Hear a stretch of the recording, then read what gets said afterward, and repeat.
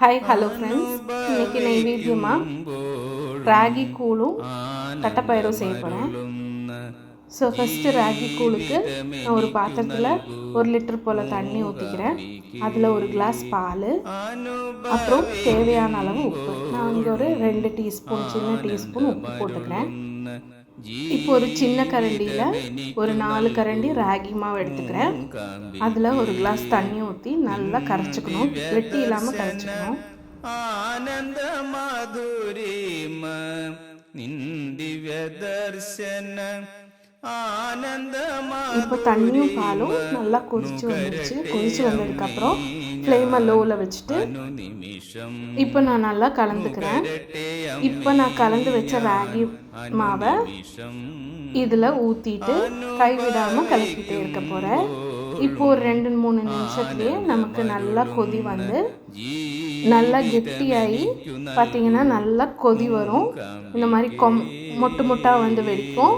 அந்த டைமில் ஆஃப் பண்ணிக்கலாம். ராகி கூழ் செய்கிறது ரொம்ப ஈஸி.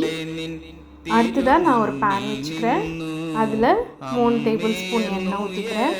தாளிக்கிறதுக்கு கடுகு பொரிஞ்சது, வெங்காயம், பொடியாக நறுக்கின இஞ்சியை போட்டு தாளிக்கிறேன்.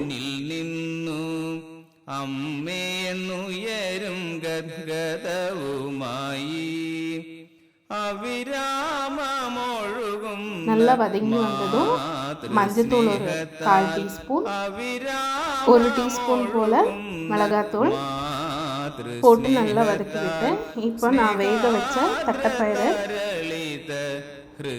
சேர்த்து நல்லா கலக்கிக்கிறேன். ഹൃദയവുമായി അനുഭവിക്കുമ്പോഴും ആനന്ദമരുളുന്ന இப்போ அதுக்கு தேவையான அளவு உப்பு போட்டுட்டு தாளிச்சு விட்டுக்கிறேன். இன்னைக்கு நைவேத்தியமாக ராகி கூழும் தட்டைப்பயிரும் தான் செஞ்சுருக்கேன்.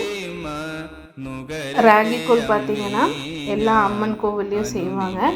நம்ம குடிக்கும்போது அது கூட தயிரோ இல்லை வெறுமனே அப்படியே குடித்தா கூட நல்லாயிருக்கும், ஏன்னா பால் சேர்த்துருக்கிறதுனால.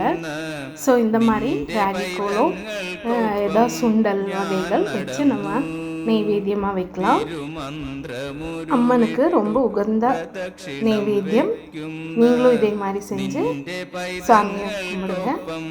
தேங்க்ஸ் ஃபார் வாட்சிங். பாய். ഇനി എന്തു വേണമമ്മേ നിർവൃതിയുണർത്തുവാൻ ഇനിയും